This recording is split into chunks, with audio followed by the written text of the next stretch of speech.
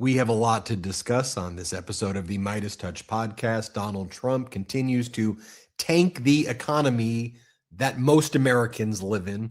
A horrible jobs report coming out, private sector jobs absolutely tanking. I mean, we haven't seen anything like this since the Great Recession of 2009 or right around September of COVID. We'll cover that. The Trump regime continues to cover up Donald Trump's involvement in the Epstein Files. And with Epstein, it's harder to do when you see all of these things that have Donald Trump's name on it or referenced 38,000 times in 5,000 different documents. And the more you go through these files, the more grim, grotesque, and disgusting it is. And the deeper the connections with Trump's first administration are. I did a deep dive showing that there are messages that show that Epstein said he was going to be hanging out with the Trump boys. I mean, pretty close to the time that he ended up dying. He's speaking with Bannon about potential meetings with Trump, and there seem to be all of these back channel communications taking place. And again, I could only read what's in the emails, so I don't know beyond what's being said, but it ain't like Epstein's talking to random people. He's talking to like Bannon, talking to prime ministers. He's talking to major leaders and political figures. And it's just so fascinating to me. I did a whole video on it this morning, how other countries are dealing with this and handling people from their countries who may have been associated with Epstein and basically shaming them, pushing them out, making sure they're fired, and speaking with moral clarity, whether you saw in Poland, the Prime Minister Tusk talking about launching an investigation there, and anybody who has anything to do with Epstein will be gone right away from that government and fully prosecuted. We see what's happening in the UK. I mean, the parliament there, yesterday, as was all hell was breaking loose, as Prime Minister Starmer was admitted that he knew that this guy, Peter Mandelson, who was the ambassador to the United States, who since has been fired, had these connections with Epstein. And, Starmer's under fire right now about how'd you even allow somebody to hold a position who had these connections? And of course, we see what's in the files. But here with these MAGA Republicans, they just deny that Trump's in them, even though Trump's in them in the most grotesque way. I checked out these memes and I fact checked that they're true. That Trump appears more in the Epstein Files than Harry Potter does in the Harry Potter 7 books, including the word Harry. There's more references to Trump than the word Harry in the Harry Potter books, and more references to Trump in the Epstein Files than Jesus in the Bible. Okay.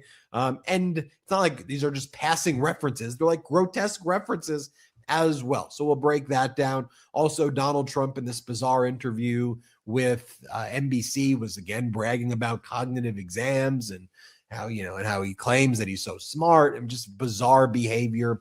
You have California with a massive win before the United States Supreme Court, which upheld the California Prop 50 maps.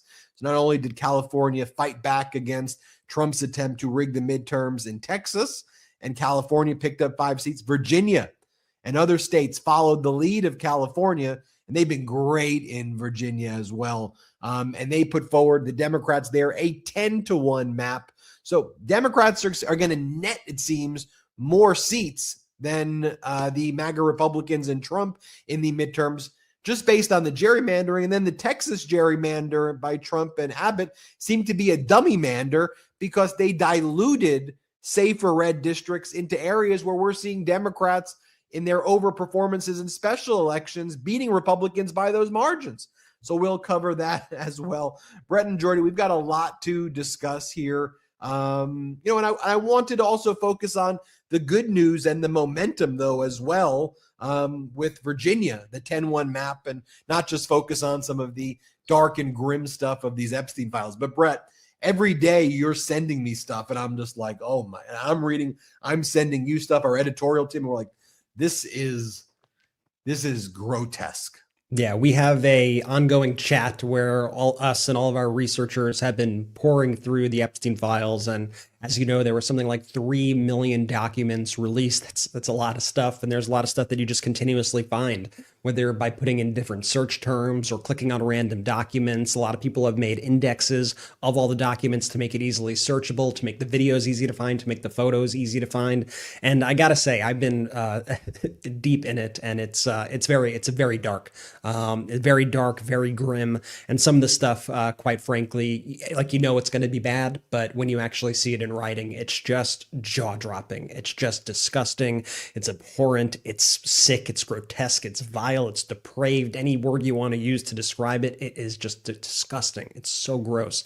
But we've been uncovering it all. And, I think one of the most fascinating things about it is just to see all of these people, all of these Epstein associates lying about it in real time. Like, at this point, we're able to see these communications. We're able to see people making plans with Epstein at various times, dinners with Epstein, going to the island with Epstein, or at least making plans to go to the island with Epstein. Epstein making plans to meet them in various places, in New York, in Palm Beach, you name it. And then many of these same people are going online and they're trying to downplay their relationship, which to me only sounds more alarms. It only raises more red flags, because it's like, why are you lying about it? We could see exactly what happened in all of this. And we're going to give you our opinions on all of this based on the documentation that we see. We're going to be asking the questions based on the documents that you could see. Obviously, we're unable to confirm 100% of everything, and if things actually went, made it to fruition and all of that. But the stuff that we are seeing in these documents is shocking. And particularly, as Ben noted, a lot of the stuff about Donald Trump, which shows that it appears that Donald Trump and Jeffrey Epstein were very close and had at least lines of communication potentially going up until as recently with folks like Don Jr., 2018, 2019, months before Jeffrey Epstein died. And there's a lot of interactions about Trump, talking about meetings with Trump, talking about being with Trump right before the 2016, right before the inauguration in 2017. I mean, this is truly, truly jaw-dropping stuff. And I look at other countries like the UK, and I'm looking at what's happening in Lithuania and Norway, and they are actually taking action. This is a big deal to people because they actually care about this stuff. And here we have a Department of Justice, instead of actually trying to find justice, to seek justice, what they are doing is they are acting as Donald Trump's personal criminal defense firm. And it is absolutely disgusting. We're going to speak about that and more. First, I'm going to toss to Jordy. Jordy, I got to say, though, lighten the mood a little bit. It's a nice jacket you got on. I knew you were going to say, you always bully me when I wear this jacket, B. It's not a bully. Excuse me, everybody. Midas Money. How's that a bully? Before we compliment the outfit. I'm not even going to do the joke because it's mean. I told Brett to comment on my jacket, and he didn't know I was going to do that part of it. I was going to make it seem like he bullied me, but I felt bad and guilty. Hi, everybody. You set me up. Yeah, I did. I totally set you up. But I caved immediately, so it wasn't that great. Who sets up your big bro? I set you up for like an audience of one because that's how quickly I came around on the joke. Anyway, I'm excited to get into today's show. Big show tonight. We are less than 80,000 subscribers from hitting 6 million subscribers on the MeidasTouch YouTube channel. You guys are doing it. The Meidas Mighty, this community. Thank you guys so much. Please check right now to see if you're subscribed. We have about 25 more days to hit that 6 million subscriber mark. I think that was my prediction. And we're getting so close. So please hit subscribe. Check if you're subscribed. You may think you're subscribed, but you might actually not be. So just double check. And if you're not, please hit subscribe. It's totally 100% free and super easy to do. And will save me from having to shave my head if we don't hit that 6 million mark. Benji, where are we starting off today, big bro? I'll show you this document, though, right here. Jeffrey Epstein writing, can we do coffee with Don Jr. Thursday or Friday? This is January 27th of 2019. Only if easy. As you know, I like people that are funny. And so they're scheduling time to meet with Don Jr., whether that meeting actually occurred or not. I think that's an important one. You have him talking about Epstein, talking about meeting with the Trump boys. We're going to meet with the Trump boys. This is Boris Nikolic. When are you back in New York City? Epstein was one of the executors of Epstein's estate, by the way. Yeah, he was the exec, and he was put there 2 days before Epstein ultimately died. And this is an email from December 25th, 2016. Epstein says, fourth in Palm with all the Trump boys. Fun. And Donald Trump and the Trump boys were indeed there during that time period when you go back and you look at it. It should also be noted that there's this message, January 8th, 2017. Epstein to a guy named Richard Merkin, who's an executive. Epstein says, "You well?" Merkin says, "Fair. And you, Epstein?" "All good with Trump. Lots of opportunity." All good with Trump. Lots of opportunity. And like we said, we tracked this. We looked at the news articles. We looked at the footage. We looked at the Getty photos, the historical record in newspapers, various publications. And when Epstein said with the Trump boys in Palm on that date, Donald Trump and them, they were in Palm Beach that Christmas. Donald Trump was at Mar-a-Lago. There are articles about him going to doing a Christmas mass that year. It was right before, he took office for his first term. And that second part where he said with Trump, lots of opportunity. Again, Donald Trump was in New York when Epstein was saying he was in New York potentially with Trump. And so, like we said, we have no way of confirming if those meetings actually took place, but these are what the emails state. And I think it's even more, important to note that this clearly shows, despite anything that may have actually occurred at the time, that Epstein viewed himself as having an inline, a direct line to people like Don Jr., to people like Donald Trump. The fact that he's trying to make these plans with Don Jr., the fact that he's trying to set all these things up, the stuff that he's speaking to Steve Bannon about, who obviously was, especially back then, but still today, very close with Donald Trump and was an advisor and an aide to Donald Trump. So it's very clear that there were lines of communication we could surmise by just looking at the documents, looking at what's in black and white. And by the way, also 100% debunks Trump's lie that he had ended his relationship with Jeffrey Epstein decades before. They kicked him out of Mar-a-Lago, that he's a sleazebag, that he stopped his communication. I mean, it just blows that all up. Well, yeah, Jordy, to that point, there was a New York Post article right around the time that Epstein made that sweetheart deal. And Epstein is quoted in the New York Post as saying, I'm not banned from Mar-a-Lago. I was just invited to show up recently, in page 6 of the New York Post back then. Okay. So you had, you had messages like that. You had Ghislaine Maxwell was referred to as G by Melania, and Melania referred to Jeffrey Epstein as J.E. She goes, J.E. really good in the New York Magazine article. It's a nice story about nice story about Jay in NY Mag. You look great on the picture. He's saying it's to Dear G, to Ghislaine. I know you're very busy flying all over the world. How was Palm Beach? I cannot wait to go down. Give me a call when you are back in New York. Have a great time. Love, Melania. And then Ghislaine responds to Melania by calling Melania Trump Sweet Pea. She says, Sweet Pea. Thanks for your message. Actually, plans changed again, and I'm now on my way back to New York. I leave again on Friday, so I still do not think I have time to see you, sadly. I will try and call, though. Keep well, G. And by the way, that's the New York Magazine article that Donald Trump said that Epstein is a good guy who likes women on the younger side, right? Like, that was the article that didn't go fully out there and say these things about Epstein, because remember, a lot of the reporting was pulled back and we know what was happening, and the writer wanted to write more and the editors were kind of preventing it. But there were all the hints in that article as written about what was taking place. And Melania said, J.E. look great. You look great in this. So it's just so fascinating. Melania wanted to, further promote her failed movie yesterday. So she was holding these press conferences and she used these Israeli American people who were held hostage by Hamas. And she used them as props in order to promote her movie.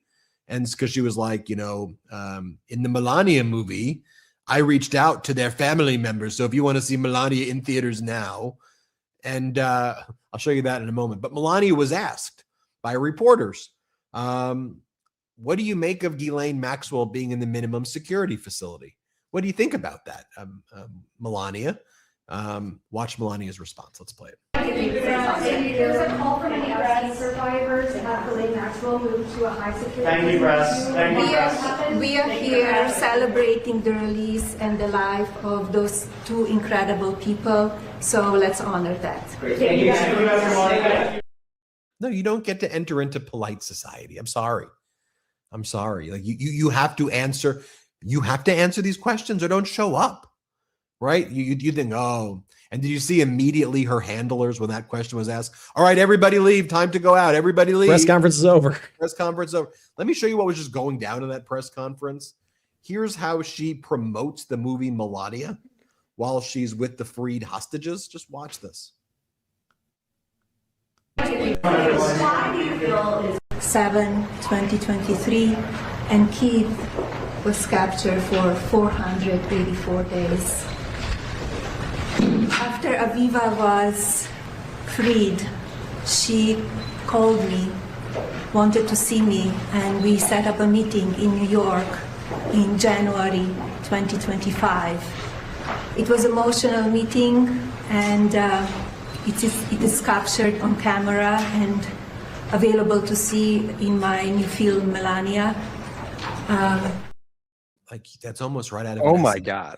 And you could see it in theaters everywhere. This is the craziest thing. And then a reporter asks her, and I like that reporters are finally asking questions that are more aggressive. Like it's progressively getting better, these questions, and reporters are starting to feel more comfortable to ask these questions. So Jenna gets asked, why do you feel it's appropriate to use a White House event to promote your movie? Like, that's clearly what you just did. Like, why do you think that's appropriate? Here, watch this. Why do you feel it is appropriate to use an official White House event to promote your documentary? This is not promotion. We are here celebrating the release of the hostages of Aviva and Keith. They were in Washington, D.C. They called me. They said they would like to come over to thank me and to give hugs, and that's why we are here. It has nothing to do with promotion. It has nothing to do with a promotion, guys. It has nothing to do with, like, do you think we're stupid? So much of this is that question. Do you think we're that stupid, right? At a time where Americans are psychologically tortured, living paycheck to paycheck, at a time where you have January layoffs surging to 17-year high, as U.S. employers announced 108,435 layoffs in January, up 205% from December, the highest amount of layoffs since January 2009. Or how about job openings falling to 6.5 million in December, the lowest level since September 2020, while Donald Trump's out there suing his own government, settling with himself for $10 billion. And they treat us all like we're so stupid, like we don't know that what they're doing is what they're doing. Oh, Donald's going to give it a charity. He said he's going to give it a charity. Oh, got it. This wasn't promotion when you just promoted the film Melania. Oh, they just called you up to say thank you while you were out promoting your movie. Oh, and that ties into the release of these Epstein Files, though, as well, because what was taking place was a cabal of rich men using sex trafficking as their currency, abusing little girls, and destroying the world, destroying the lives, and destroying the world while they were at it too with everybody else. And it's like, and we see, look, you had Epstein talking about shorting the Russian ruble 3 days before or 5 days before the annexation of Crimea. He knew when Crimea was going to be attacked by Russia. And so much of this was, it's notable too that they were talking about Bitcoin and Putin getting involved in Bitcoin and Epstein speaking with, the royal family of UAE about Bitcoin back in like 2013, 2014. And just think about how these individuals got so much richer propping up Bitcoin. And then you see today, Bitcoin crashing. Bitcoin has lost like 50% of its value in the past week and a half. I mean, or the past few months, right? Go back to that last one right there. Before this, the crypto market lost $2 trillion in value since October of 2025. As the Kobayashi letter explains, on October 6th, crypto markets hit a record high market cap of 4.3 trillion. Today, the crypto market is worth just 2.3 trillion, losing $2 trillion worth of market cap in 4 months. 46, I said 50, I'll be precise. 46% of crypto's entire value has been wiped out right now. And these are a lot of people who put money into this thinking, oh, I'm going to be rich. There was especially at the beginning of Trump's campaign, because Trump made such a big deal. Crypto, like, I'm against crypto regulation. I'm the crypto president. If you like crypto, I'm your guy. Now, all of these people who bought crypto at that time are left holding the bag. A lot of them are just completely wiped out, completely liquidated, because crypto now is below where it was after Donald Trump was elected. I mean, and it had spiked quite a bit, right? It had its big sugar high, and peaked about 4 months ago before, boom, just the bottom dropped out, and it is ugly right now. And I see these crypto people, they are scared. They are not happy. Some of them have lost their life savings. It's disturbing. And when you actually look at the files also, as Ben said, all of this is connected to all of kind of global affairs and the way the world works. These are a lot of the people, and I know it sounds conspiratorial, and I think a lot of things that sound conspiratorial, we're learning are like very much real things. But there are people who are kind of pulling the strings in world affairs, and I think Epstein was very central to all of that. And so there was an email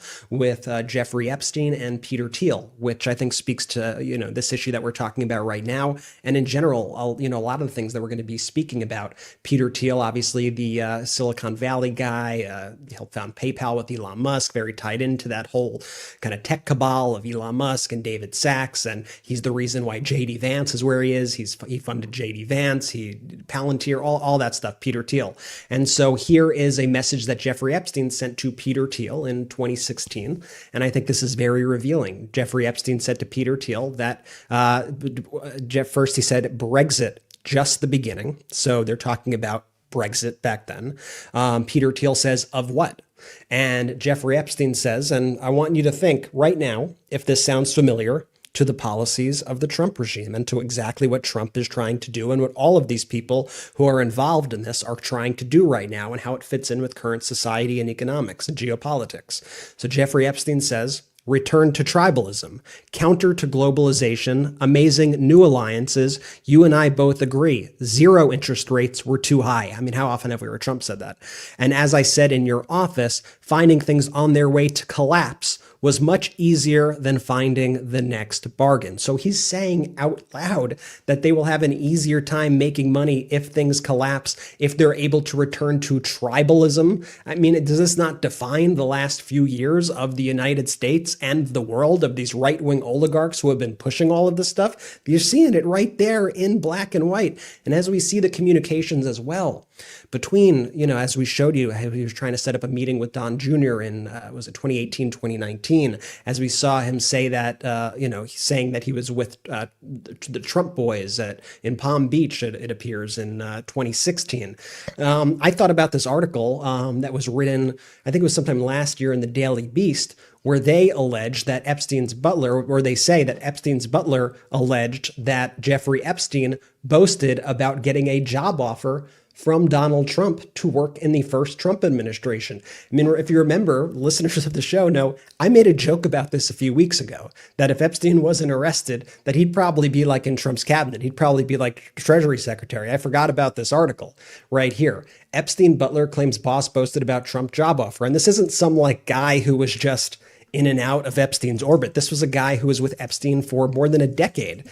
I could get the exact, I think he was with Epstein for 15 years or something, at his Paris, 18 years. So he ran Epstein's Paris home and worked for the disgraced financier for 18 years. And he gave a wide-ranging, on-the-record interview with The Telegraph where he said the following. Trump asked me to work for him in the new government, the butler claimed Epstein said. I said, congratulations, I'm happy for you in my bad English. And Epstein said, no, I didn't accept. Now, that on its own is just one data point. When you put that with all these other data points of showing in the emails that Epstein is saying essentially that he's very close with Trump, that he's with Trump, send this message to Trump, trying to get set up with Don Jr., whatever it is, I believe, in my opinion, in my First Amendment protected free speech opinion, I completely believe that is the case. Absolutely. I mean, when you look behind the curtain at all of this, I feel like it's just so much even more evil and coordinated than anyone I maybe even could have thought, pulling these pieces together. It is wild. It is wild. And I just want to comment on a few things here. On Inauguration Day, January 20th, 2025, Bitcoin was over $109,000.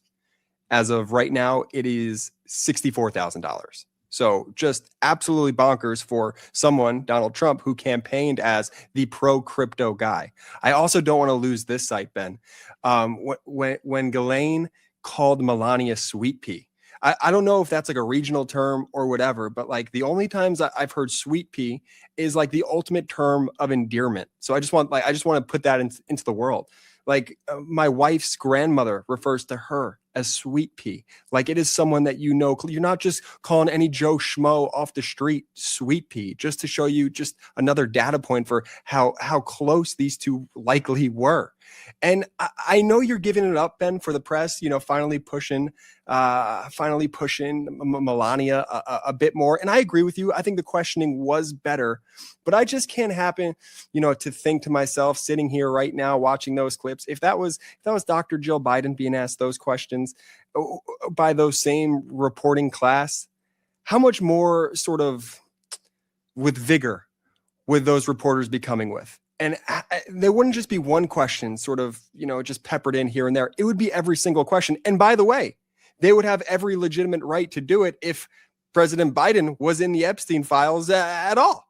And so when you see these reporters, I think to your point, Ben, there are some asking good questions, but I just have to be like to myself, I wish they were asking her more. I wish they were being stronger and more forceful about it, because there is clearly a much more deeper relationship here between Ghislaine and Melania than we all know. And the collective we should all know what that relationship entails. Yes. So if Dr. Jill Biden was friends with a child sex trafficker and in the files and was promoting her own movie, that a right-wing oligarch paid her $75 million for, and then had a state regime media promote it. I agree, Jordy. Dr. Jill Biden would be asked a lot more difficult questions but that's where I want to pull back and just say, like, we are in these unprecedented times where Donald Trump is having his IRS, where the acting director is Bessent, who runs the Treasury Department,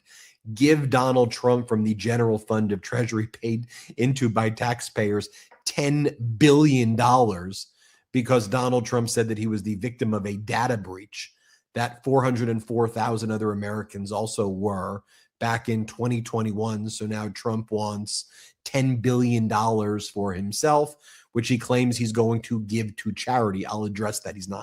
I'll explain, though, what I think the scheme is there as well, which seems pretty obvious to me. But then you have Donald Trump posting things like this. This is the White House posted this. Then even they had to delete it. For the first time in 5 years, a majority of Americans say their personal finances are improving. This is just the beginning of the Trump economic boom. 62% say their personal finances are getting better. I mean, quite literally, the poll is the opposite. Like 72 or 75% of Americans say that the economy is poor or just fair. But like, no one's saying it's doing good or better right now. By the way, I think that's so indicative of where we are right now, right? Because even on a right-wing friendly platform like X, formerly Twitter, the White House posts that propaganda image, and they were so ruthlessly mocked and derided by people of all sides that they actually deleted it. I mean, that's, to me, alone speaks volumes. Right, or Trump during an interview yesterday with NBC, and we'll show you more of the cognitive stuff that he was saying, but he says that he really likes Bill Clinton. He's upset that Bill Clinton has been subpoenaed to testify along with Hillary Clinton regarding the Epstein Files, and that Bill Clinton is being treated unfairly.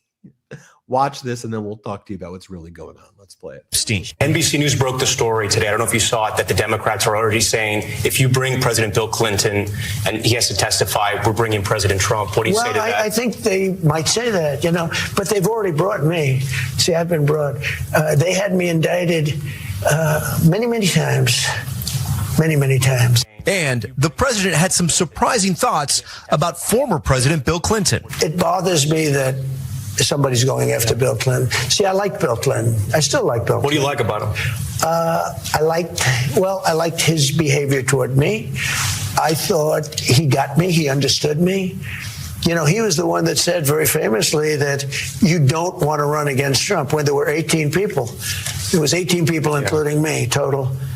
And he kept telling them, you don't want to run against Trump. Run against anyone. Don't run against Trump. And Hillary sort of laughed at him. He goes, there. I mean, he's a deranged, demented human being.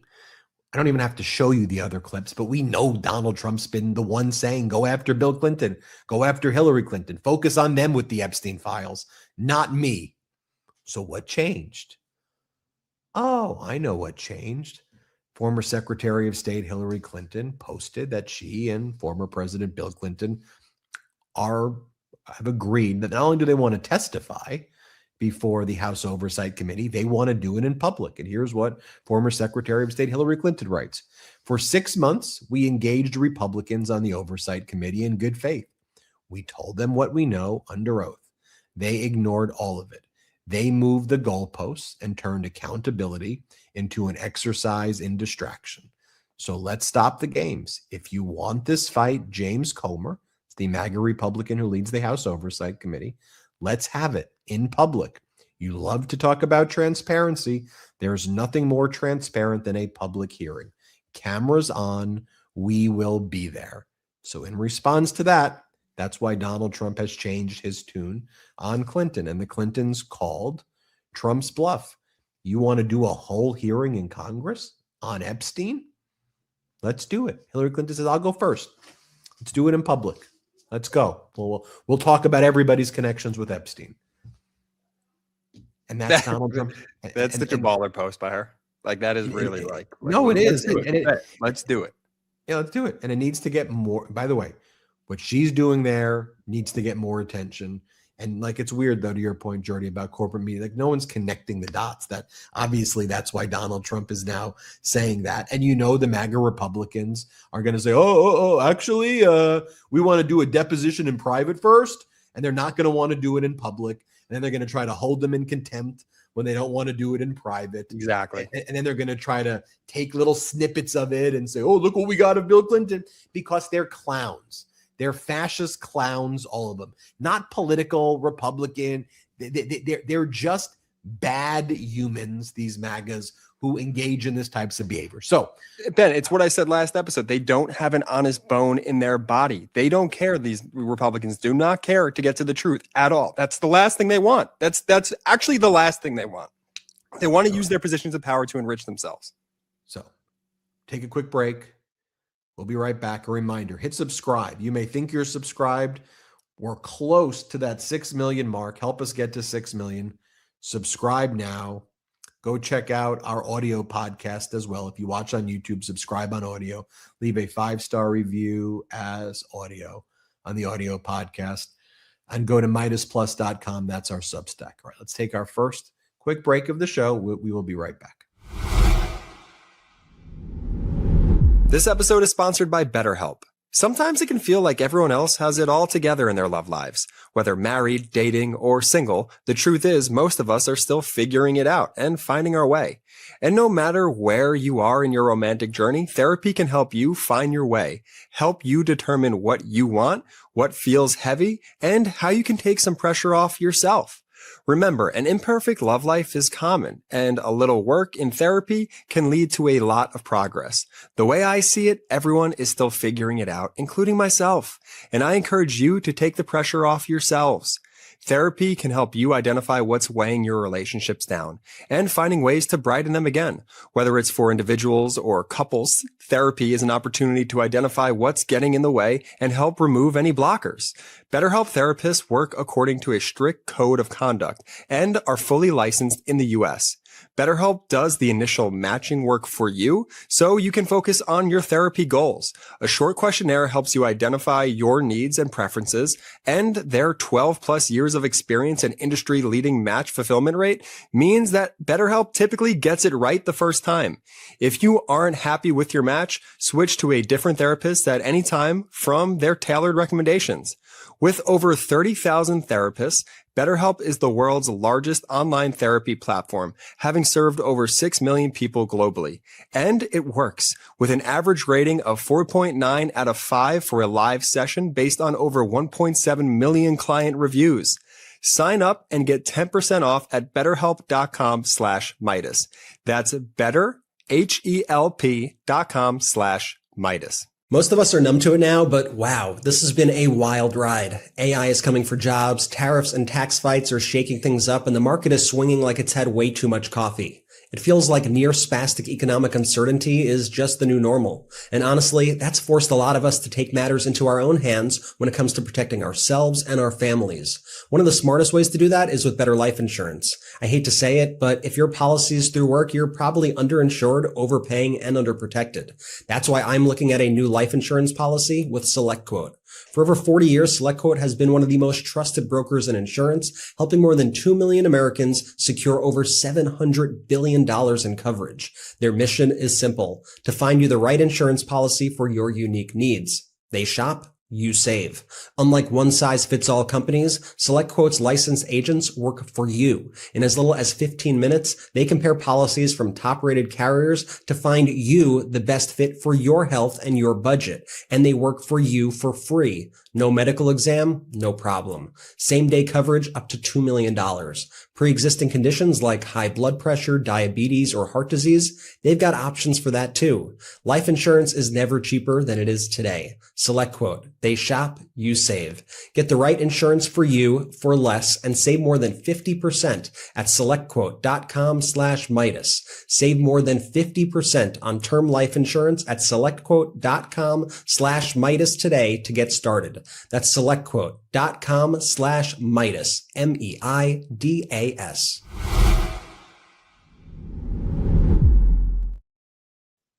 Welcome back. Thank you to our sponsors. Discount codes in the description below.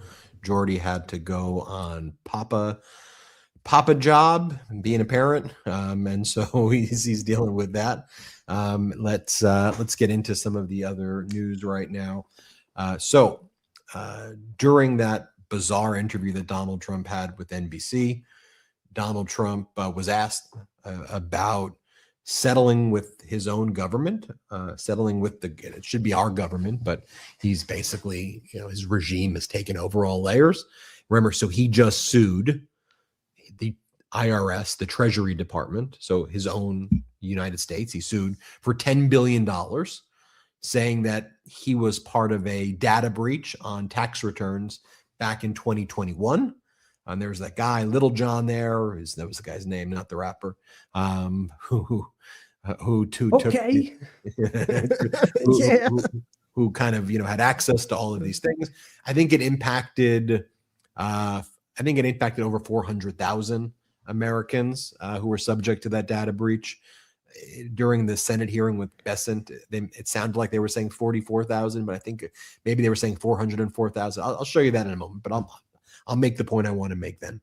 But anyway, on that basis, Donald Trump has sued basically himself with Bessent as the defendant, $10 billion. And Trump says he's already won the lawsuit against the United States government. He just sued as the president. He goes, but I did it in my private capacity. So now he's going to pay himself $10 billion of our taxpayer dollars. And he's asked about it. And with a straight face, he's like, yeah, that's what I'm going to do. Absolutely. Here, play this clip. Essentially, the lawsuit's been won. I guess I won a lot of money. How would this work? So Scott Bessent's the head of the IRS. Pam Boondi's the head of the Justice Department. They're going to defend the IRS against you. You're their boss. Well, there's never been anything like it, in all fairness. So are you going to tell them to pay you? Don't forget, I sued as a private citizen because I sued between terms. I won 3 times. But are you going to tell them to pay you? I won 3 times, but I didn't assume, unfortunately for this country, I didn't assume office the second time. But here's the story. I sued because they broke into Mar-a-Lago. That was before I became president. Now it goes along, and it turned out that the suit is a very strong suit. You're going to tell them to pay you, though? Because you're the boss. Well, what I would do, tell them to pay me, but I'll give 100% of the money to charity. I don't want any of that money. You take it out of the system. A couple more questions here. No, I'm putting it back into the system. Yeah. If I give money to American Cancer Society, I will give 100% of the money away to charity. I don't want any of it. $30 trillion debt, and we're going to take $10 billion out of the system? Well, I mean, you give it away anyway. They give away a lot of money. Your endorsement. I'll tell you what, speaking about. Okay. First off, I think we all agree that's crazy. Like, that's criminal, in my opinion. First Amendment right. I'm giving you my opinion. You're gonna steal our taxpayer money and force the government to settle with yourself. Like, this stuff is unfathomable. Like, it's unfathomable, criminal, and crazy. in my opinion, that this is a serious thing that they're actually doing right now. I also think we all agree that he's probably not going to give this money to charity. Oh, sure he is. The Donald J. Trump Foundation. But just assume he gives it to charity, though. You know what the plan would be, right? Everybody gets what he's going to try to do then. He's going to then, here's what I think he's going to do. I'll give you my opinion. First, he's going to claim that he suffered physical, emotional distress such that he's going to claim that the $10 billion is tax-free and not income when he settles with himself. Is the IRS going to enforce that? Yeah.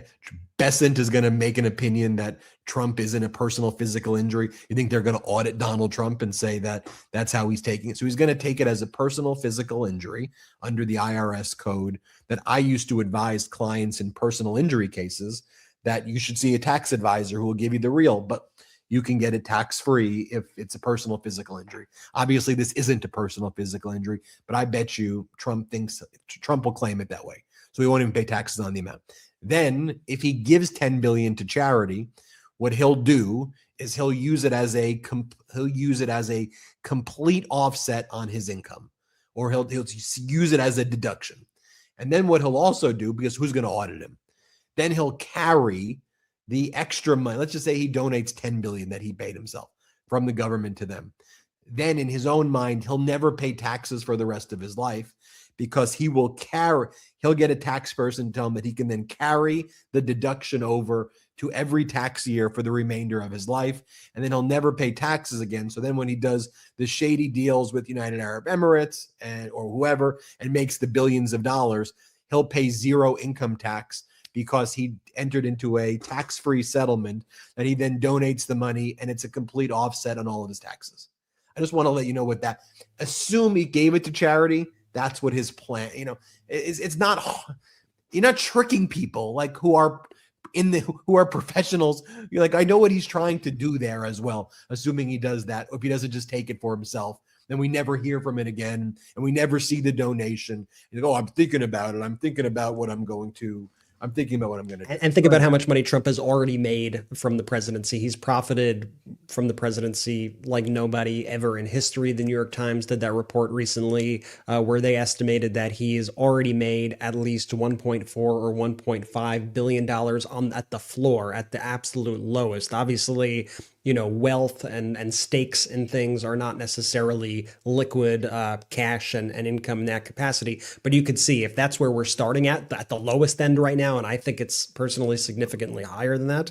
If that's where we're starting, think about the buffer he just gave himself, to Ben's point, with the taxes to continue to earn billions and billions and billions of dollars completely tax-free by scamming the United States taxpayer. I mean, it is a devious plot to enrich himself and not have to pay a penny. And what do you think he's setting up the offshore Qatari bank accounts for? He's diverting government money for unlawful invasions of countries and other activity like that to then keep the money not within the Treasury, but then to segregate money in a Qatari account that he has access to, that there's no oversight over at all. And again, this shouldn't be a Democrat, Republican, independent thing. Anyway, this should just be, we should all be infuriated by this behavior, especially as Americans are psychologically tortured living paycheck to paycheck right now. If they're lucky enough to have a paycheck, Americans can't afford rent. They can't afford homes. Highest student loan delinquency since, Great Recession, type of area. Highest car loan deficiency, all of these things. I'll just show you this other clip when Donald Trump, I want to show you what happened at the Senate hearing where Senator Gallegos was cross-examining Bessent. But first, let me just show you Donald Trump talking about cognitive stuff and that he takes cognitive exams, just so you can see the level of insanity we're dealing with here. Here, play this clip. I feel great. I mean, physically and mentally, I feel like I did 50 years ago. It's crazy. Now, there'll be a time when I won't be able to give you that answer, but that time hasn't come. I do. I think it's very important. I've done more physicals. I take physicals just to give the report out. Yeah. I take cognitive physicals. So I do a cognitive mind test, okay? And a lot of people wouldn't be able to do very well. Not easy. You get to those last questions.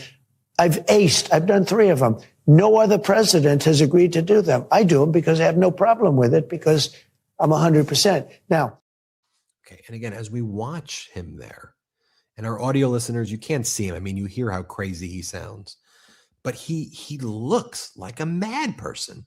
Like, and then you have the interviewer looking at him like he's watching somebody who is deeply unwell, and that shouldn't be acceptable for our country. There was that one moment that was particularly bizarre. Speaking of cognitive issues, we don't have to play the clip, but there was the moment where he was asked about people getting killed by ICE, and Donald Trump said, "I hate even talking about ICE. Two people." He like downplayed people's deaths and said fewer deaths than there's actually been from ICE, but he says 2 people out of tens of thousands and you get bad publicity.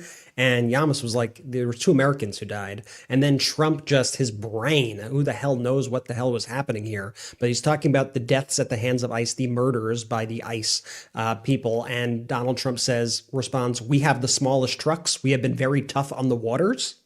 And Tom Yamas, the NBC host, was like, "What? The waters? The water? Did you just say the waters?"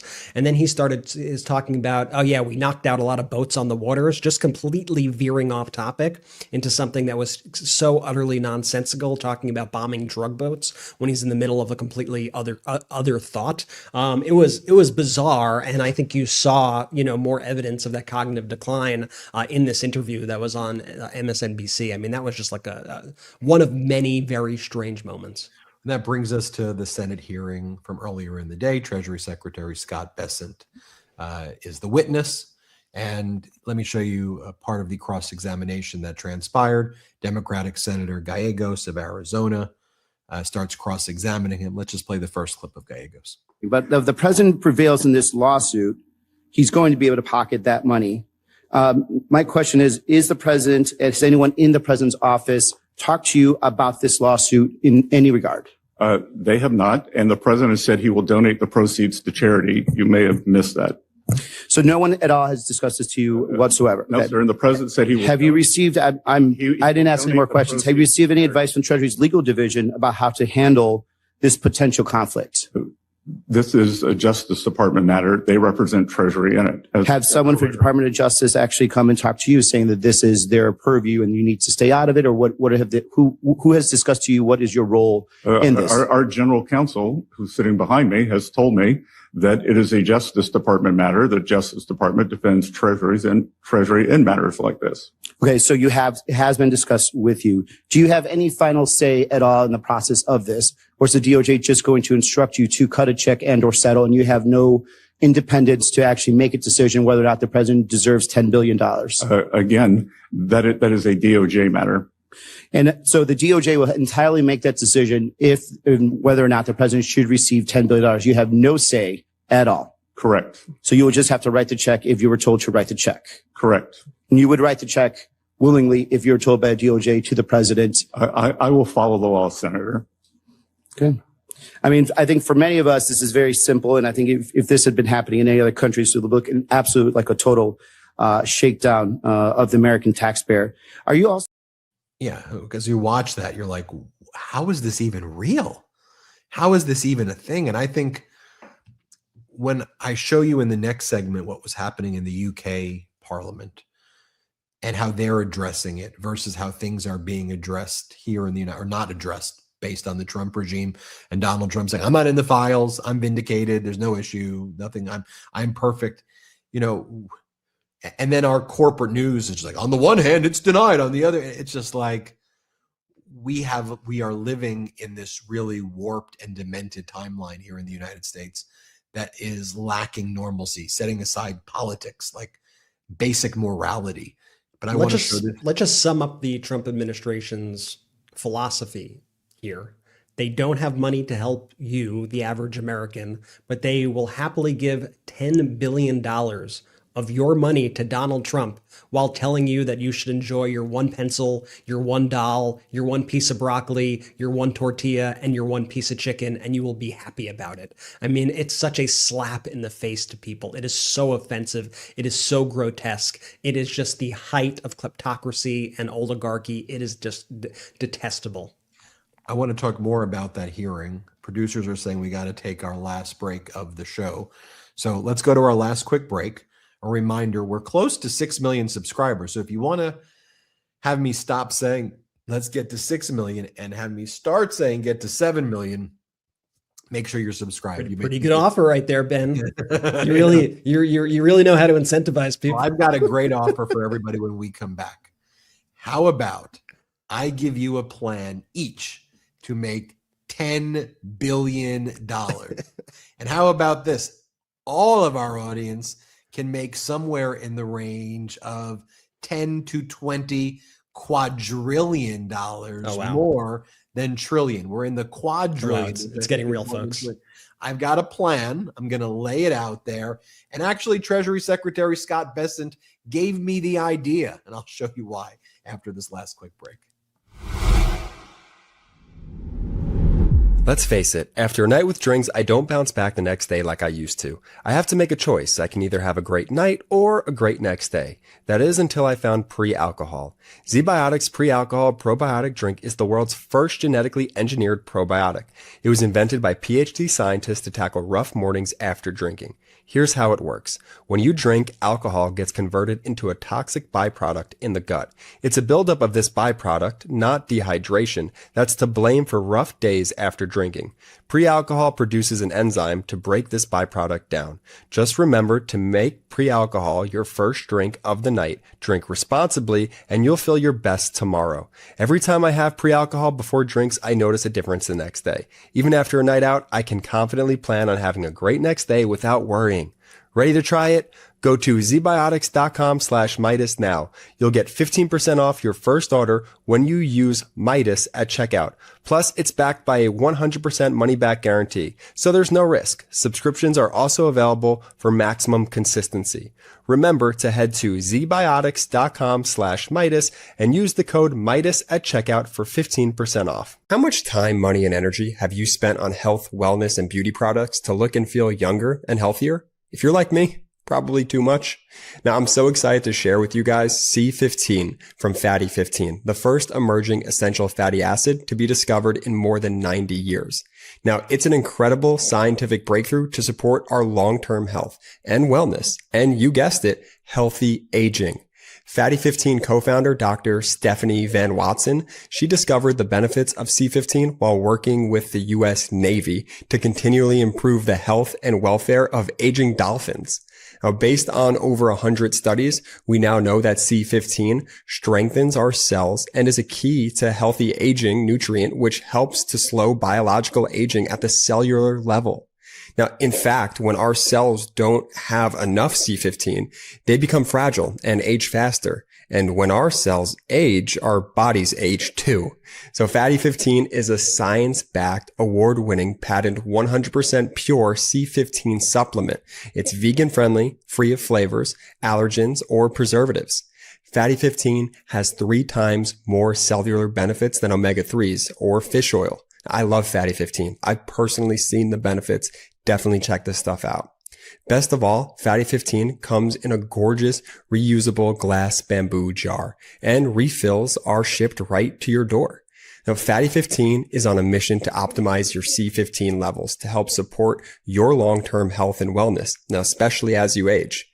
You can get an additional 15% off their 90-day subscription starter kit by going to fatty15.com/Meidas and using code Meidas at checkout. Welcome back. Thank you, everybody, for watching the MeidasTouch Network, watching this podcast. It's great to be here with you all, as always, and just keep on growing this network together one day at a time. All right, going back to Senator Gallego, his cross-exam of Treasury Secretary Bessent. I loved how Gallego here makes it clear that this money, leaves no doubt that this money is being stolen from the taxpayers. Like that this is coming from the IRS general fund, which is where when you pay your taxes, it goes into a general fund account at the IRS. And that's what Trump is raiding in his lawsuit. He's taking $10 billion out for himself at a time where, as you heard in the other interview, our national debt is heading to $39 trillion. And Trump is increasing our debt dramatically, and federal spending is up, and all the stuff that Doge promised it was going to do was a complete and utter failure. It actually added to our national debt. Let's play this second clip. We kind of touched on this earlier. In addition to being Treasury Secretary, you are serving as acting director of the IRS. So following up on Senator Kim's questioning, so you are fully aware that the president is suing your agency for $10 billion. Yeah. We would agree. Would you agree that $10 billion is a good sum of money? Yes, sir. Where would that be cut from? Let's say for some reason he actually wins that lawsuit. Where would that $10 billion come from?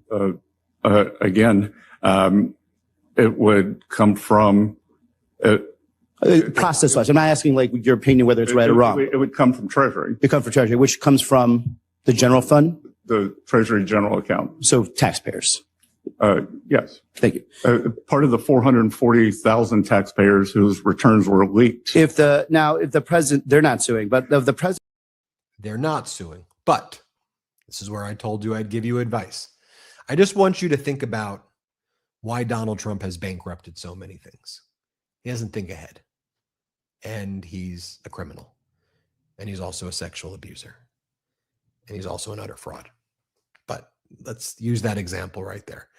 I originally thought I heard Bessent say 44,000, but listening to it again, he said 404,000, I believe. Hundreds of thousands of people were impacted by the same data breach that Trump is claiming injured him personally, he says, to the tune of $10 billion. And mind you, Trump sued the Wall Street Journal for $20 billion and the Nobel Peace, the Pulitzer Prize Committee, rather, for billions of dollars. And this one for billions of dollars, that one for billion. You add up all of Trump's lawsuits, it's like $100 billion. He's got $200 billion in claims out there, which are all bogus and BS and frivolous, in my opinion. Those numbers are just utterly pathetic. It just made up numbers. But assume he's saying that the damage for the data breach in 2021 is $10 billion, right? So what would stop somebody right now who was also impacted by that data breach to say, I want to be part of a class action of people impacted by the same data breach? What would stop a lawyer from finding the victim of the data breach? And by the way, in these data breach cases, they usually settle for like $500 and you get like data security. I used to handle data breach cases as a lawyer as well. When Equifax and all those types of companies, remember, like those companies had their data breached, people would get like $1,000 or $2,000 and you'd get like a data security for like 5 years free or something. That's usually how those cases, you don't get $10 billion. But okay, what if you have a good data breach plaintiff's class action lawyer says, oh, wow, $10 billion per victim? Per person. Okay, well, let's have a class action. I'll represent all 404,000 or 40, let's just say 44,000 because that's what I did the math on. Then everybody's damages 10 billion. We'll file the class action. The Department of Justice is going to have to defend it, right? And they're conceding on the Trump lawsuit that they owe him 10 billion. Bessent said that there's 404,000 other people impacted by this. Okay, so the class action demand, if it was 44,000 people impacted, would be about 470 or whatever it is. I'm horrible at math. But around 450 to 470 trillion dollars, right? So if Trump sets a precedent that he gets 10 billion, then shouldn't the other 400,000 people all get $10 billion? So now our national debt just went from $38 trillion, which Trump is responsible for about 30 to 35% of that, and that's going up, by the way, to now in the quadrillions, because now the government's going to have to pay out a class action settlement of $1 quadrillion, or at the low end, $470 trillion, based on that logic.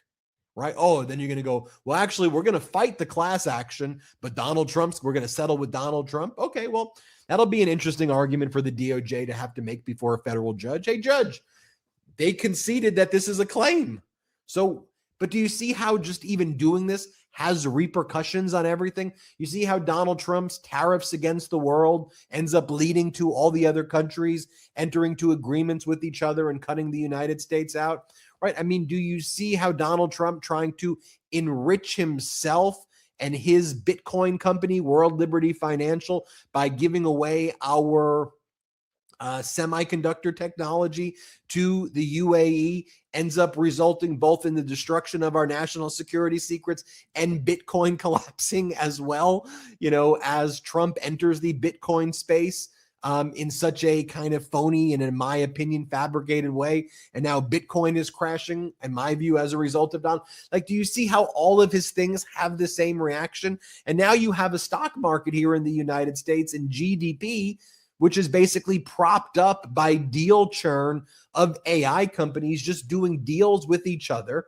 They are concealing, in my opinion, the debt on their balance sheet by saying it's CapEx expenditures on paying loans, or paying leases rather, on data centers. And so they're actually hiding debt by creating these structures that act like their debt is CapEx expenditures. And it's all bogus in my view. It's all a fugazi. And the SEC, which is supposed to step in and regulate, they're nowhere to be found.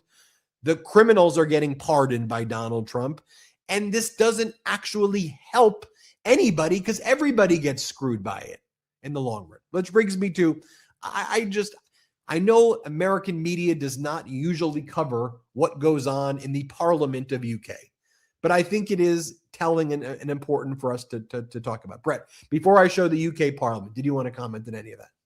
I think you basically covered it all, but I just want to say, if you're a Trump voter out there, what are you getting out of this at this point? Like, you're losing your jobs. If you were a big crypto person, you've lost all your crypto. You're giving Donald Trump $10 billion of your money. It's like the guy is screwing you left and right. He's scamming you in emails with all these tricks. Is it just so you could hate whoever you want to hate and feel good about it? Because right now, there is really, truly no justification for anything. Even if well, I'm not even going to go, but it's just like, wake up. Wake up. This guy is a scam artist, and you are the mark, and you are the ones who are enabling this to continue to happen. And I think that's why, though, we see Donald Trump's approval rating right now, even the latest Rasmussen poll, falling off a cliff, because he actually is starting to lose some of these base voters. Before we get into the clips from the UK Parliament, I do want to give a shout out to people in the UK. I've always loved watching clips of UK Parliament. Y'all get rowdy. You get right up in each other's grill. Like, I would love to be able to see in the United States a president of the United States just get screamed at by everybody around there in Congress. It really is actually, to me, a very powerful thing to see leaders be held accountable like that in a setting like that. And so, these clips, I think it's interesting to note right now that as we see the fallout from the Epstein Files, a lot of what we're seeing in terms of the fallout is, politically speaking, is happening overseas. It's happening in the UK. You have Prime Minister Keir Starmer in the UK under fire. You have Peter Mandelson in the UK. He's resigned from his position. He's out and now appears to be under a criminal investigation due to giving Jeffrey Epstein some tips of information from the government before it was actually made public about major global affairs and economic policy shifts. And so you're seeing things in Norway, you're seeing things in investigations in Lithuania, you're seeing Poland speak out, Donald Tusk in Poland speaking out about this. But here, as I said earlier in the episode, you have the Department of Justice and these Republicans acting like Donald Trump's personal law firm. You are seeing some fallout in certain sects of corporations and whatnot. You're seeing like the chair of Paul Weiss, the law firm. I should note, one of maybe the first law firm to cave to Donald Trump. He is out because he was all over the Epstein Files. And so we are seeing a fallout like that. But as of now, and I don't expect this to change anytime soon, all of these Republicans and the DOJ, our government structure right now, is protecting Donald Trump throughout all of this. Now, Ben, let's go to the UK, because these clips, to me, I think they're powerful. Yeah, you also have David Ross, department chair at the School of Visual Arts in New York City, former director of the Whitney Museum of American Art, announced resignation as well. Okay, let's take a look at what was going on in the UK. Just so everybody knows the dynamic, this Mandelson guy, he was the UK ambassador to the United States. People knew that he had some, or the party that appointed him, the Labor Party, knew he had some connections to Epstein, but didn't know the extent of it. And he had some questionable ethical issues in the past as well. By the way, he's in the Epstein Files in very grotesque ways, but in my view, not quite as, it's hard to say which is more grotesque than the other. But I mean, Trump was in it far more than Mandelson, was in it. And Trump was closer for Trump says Epstein's a great guy, even the stuff that aren't in the files that we knew about Trump before, all over. So we know Trump's deep connections to Epstein, undisputed. But now the opposition party, the Tories in the UK, the Conservative Party there, they're out there. And by the way, the Tories have their own issues and their own, it's not like they're, free of any kind of corruption and issues. And also, I don't want to lose sight of the Reform Party, Nigel Farage, which is their far right-wing party, kind of working with Russia and as part of a lot of this cabal as well in order to undermine and break down government. So when I focus on the Labor Party, I think it's important, especially as an American talking about politics of another country, that I do so with the nuance it deserves, that I'm not in any way ignoring Nigel Farage, Reform Party, the right-wing extremist party there, and their links to Putin and their links to try to Brexit, which is what Epstein was also involved in Brexit, and talking about how that's going to create opportunities for, this cabal of people. And obviously Farage was a major player in Brexit, for example, as well. So I don't want to talk about it. So anyway, so you have the opposition party in the UK Parliament pressing Prime Minister Keir Starmer for answers and accountability. Hey, Starmer, when you won the election, and there's a big Labour Party majority right now in the Parliament from the election that they won, and a Starmer should be relatively, the Labour Party itself should, based on the seats that they hold in Parliament, it should be relatively safe through 2029, which is when the next elections, would otherwise be. But Starmer right now personally is vulnerable because what did he know? When did he know it about Mandelson? And that became a big theme. Like, this guy was hanging out with a pedo and he disgraced and shamed the UK. So first I want you to watch as some of the opposition leaders and opposition figures start raising the issue of Mandelson's connections with Epstein and what did Prime Minister of UK Keir Starmer know and when did he know it? Let's play the first one. Absolutely. It absolutely beggars belief. And if we want to clean up politics, then this sort of thing should not be being allowed to happen. Politics is a difficult place, we know that, but this was down to judgment. Yeah. It was down to the judgment of one person, or was it the judgment of others around that person? So I urge the honourable and right honourable members on the Labour benches opposite, do the right thing this evening. Stand up for democracy, stand up for Parliament, and stand up for decency. Let's shake hands. Thank you, Madam Deputy Speaker. Liberation Day. That is how Mandelson described the day of Epstein's release from prison for procuring children to be trafficked and raped. Mandelson's next message was, "How is freedom feeling?"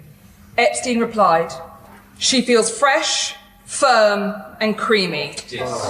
Mandelson's next reply, "Naughty boy." Disgusting. Now, we hadn't seen this email, I'll admit, when the ambassador was appointed. But let's look at what we did know when he was appointed ambassador. We knew at that point that he had consoled this paedophile, consoled him on his being found guilty and convicted for just one of the many, many crimes he committed. We also knew that while he was Deputy Prime Minister of this country and Business and Trade Secretary, carrying the flag of our great nation on an official visit to New York, he stayed in a convicted paedophile's flat. How dare... And let me show you this next clip of another. By the way, I guess the Epstein people really like using the phrase Liberation Day. That was the phrase that. Oh, absolutely. Yeah, exactly. Liberation Day is what we hear from Trump. All Liberation Day, Liberation Day. Take a listen to this next member of Parliament there. Now, the Prime Minister was asked today directly Could he tell us, did the official security vetting that he received mention Mandelson's ongoing relationship with the paedophile Jeffrey Epstein? And he replied, yes, it did. Now, the point is that when the minister says he lied to the prime minister, but the prime minister knew that the relationship was ongoing. So even if he lied about some other aspects of the relationship, cannot the minister see that the fact there was any ongoing relationship at all with a man who'd been imprisoned for paedophilia and prostitution, can he not see that that was an impossible position to defend and no? And finally, let me show you when Prime Minister Keir Starmer was directly confronted, and he had to stand there and answer for it. And while to me, his answer was not acceptable, and I think that's how most people in the UK feel. And again, I want to be very clear that it's very hypocritical for the Tories to act holier than thou. Like I know that's coming in the comments. And certainly by my focus here, I'm not ignoring the Reform Party's role in Brexit and being part of this whole desire of right-wing authoritarians to topple the world order, create disruption that we talked about. So I just, again, I need to be very sensitive when reporting on foreign air, especially as an American, that I listen to you loud and clear. But I want you to watch as Starmer admits to a mistake and says, yes, I was told, I was lied to, but he doesn't deny, no, I don't know what you're talking about.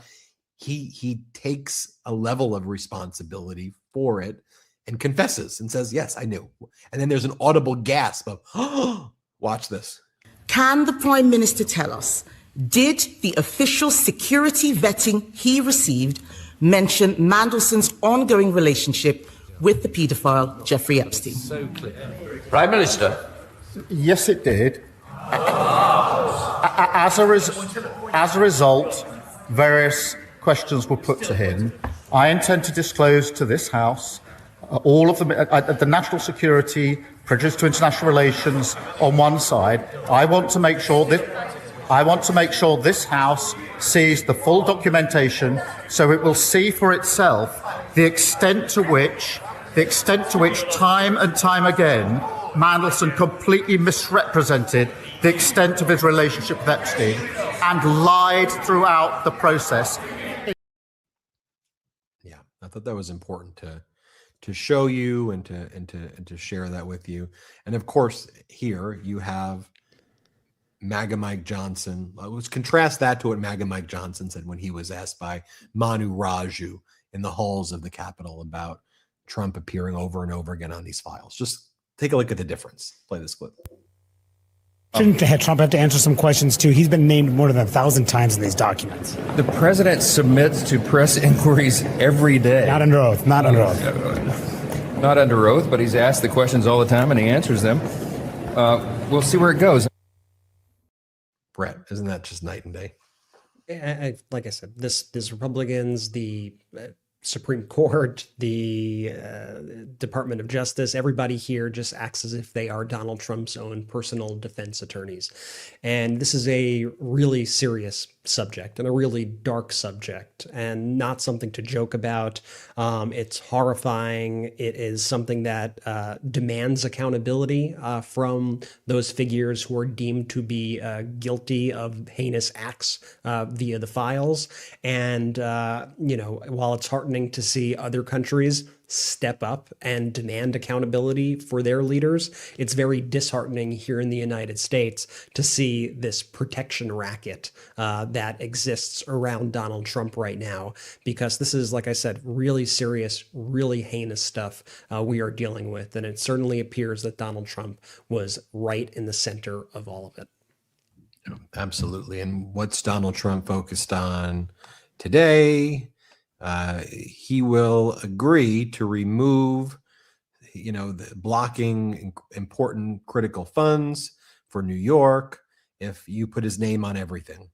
Trump wants his name on Dulles and Penn Station, and he has asked Schumer support renaming Washington Dulles and Penn Station after Trump, And then Trump will release the funding for the Gateway Project. I mean, you just see this behavior over and over again, and you're like, what the hell is even happening here? I'll leave us with some good news. Virginia, in their both houses, their chambers controlled by a Democrat, Democrats in both houses now. They put forward a 10-to-1 map, and not only have Democrats now completely neutralized MAGA's effort to rig the midterms, Democrats are actually going to net more seats, it seems, in the mid-decade redistricting. And not only that, what Trump has done in Texas, based on what we saw over the weekend in Texas State Senate District number 9, where a +17 Trump district turned +14 to Democrat, a 31+ shift, is by creating 5 additional Republican seats that they believed would go Republican in their mid-decade redistricting. They've now diluted other seats that may have been even safer Republican seats. So now there's so many more seats that have been put down below +15 in Texas. So now what Trump inadvertently did is made all these other seats more vulnerable in Texas right now based on the results that we're seeing in Democratic overperformance. And so not only may the Democrats win those 5 seats that Trump thought would turn Republican, but now some of those other Texas seats that maybe say went from +17 or +20 to +12 or +13 in order to then give some of those voters to the blue districts to turn those districts red, because you have to pull from someplace in order to, create a redder district. They may have now created a situation where they just handed even more seats to Democrats as a result. But let me leave you with the Senate pro tempore, the leader of the Senate, along with the leader of their equivalent of their House chamber there. Watch this press conference that they held. Let's play it. Give me more seats. Then that's not enough. So he calls North Carolina, Missouri, Ohio. I need more. I need more. Today we are leveling the playing field. These are not ordinary times, and Virginia will not sit on the sidelines while it happens. We made a promise to level the playing field, and today we're keeping our promise. Our maps are ready. Virginia is ready. We said 10-1, and we meant it. And we are proud to deliver a map that stands up for democracy, to stand up for Virginians, to stand up and give us a voice. He started this mess, and Virginia is going to finish it. Virginia to the rescue. Senator Lucas said it best. We've been working really hard to make sure that we got this delivered.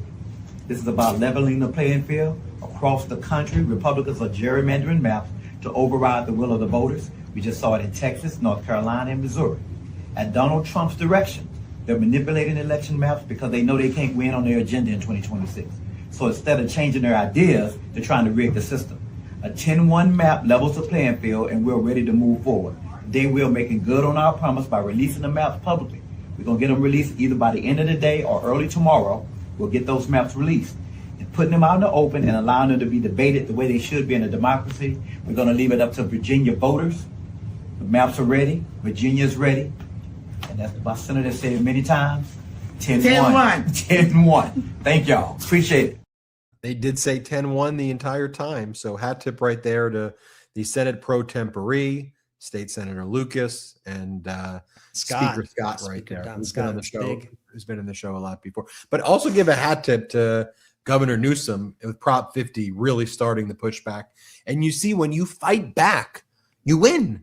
Like, to me, that's the lesson, and that's a good lesson to end on. When you fight back, you win. And we're seeing that, when you fight, Trump wanted to hide the Epstein files. By the way, there's still 3 million files that have not been produced that I believe are far more devastating than what's actually been turned over. But you fight for them. You get leaders who say, we're not giving up. You've got Garcia in the House Oversight Committee, Khanna, Massey, and others. Boom.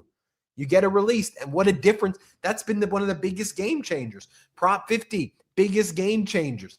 He's got to keep on fighting back with moral, formal authority, with people power. Brett, I'll give you the final word on the episode. But just think about Governor Newsom's move. Governor Newsom decided that he was not going to take what the Republicans were doing, laying down. And he got up there and he took a risk. Like, there was no guarantee that Prop 50 was going to work. He took a big swing here. I remember all those various pundits on Capitol Hill were mocking him. This is never going to work.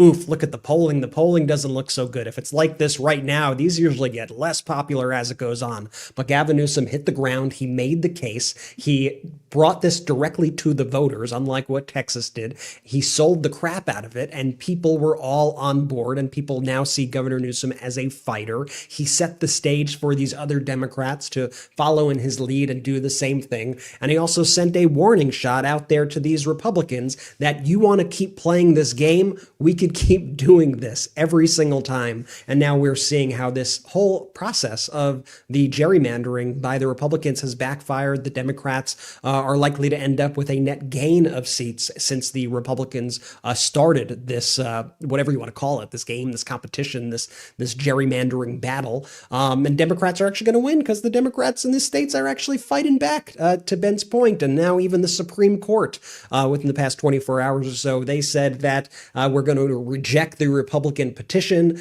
to try to overturn Prop 50. We're not even going to take it up. It was a unanimous decision in the Supreme Court. So you could officially mark it up on the board that Governor Gavin Newsom has defeated the Republicans in this battle. And it should be a model for all Democrats and all people going against this MAGA co-opted Republican Party that is trying to destroy everything we have, that we have to be fighting fire with fire. We got to be able to punch back. And when we fight, we win, as they say. Right. And so, if Trump's saying that he can fire everybody without any oversight, Democrats can do it too, and we take control of the White House, right? They could do it too. All of these things, Democrats could do. Okay, these are the new rules that you are all creating. Okay, you sure? And they don't think through those things, and, it's time to fight back with moral, formal authority, not because of any political party, but because we're in a fascist situation. We're not in a constitutional crisis. We're well beyond that. And it's time that we take back our country. We fight for our country. We fight for democracy. We stand up together. Thanks everybody for watching. A reminder, hit subscribe. Help us get to 6 million subscribers. We're like 80,000 subscribers away. You may think you're subscribed. Double check and hit subscribe and turn your notifications on in the channel. Try to join the channel as well. Become a member of the channel, and you could gift memberships to others. Check out our Substack at MeidasPlus.com. Subscribe on audio. Just search MeidasTouch on audio podcast. And we appreciate you. We're grateful for you. We're in this together. Keep fighting. Keep the momentum. I know difficult times. I know it's challenging. We're in it together. We'll get through this together. Thanks everybody for watching. We're grateful for you. Shout out to the Meidas Mighty. The Meidas Mighty standing strong against the fascists. We sing our song. We will get it right whenever. Want to stay plugged in? Become a subscriber to our Substack at MeidasPlus.com. You'll get daily recaps from Ron Filipkowski, ad-free episodes of our podcast, and more exclusive content only available at MeidasPlus.com.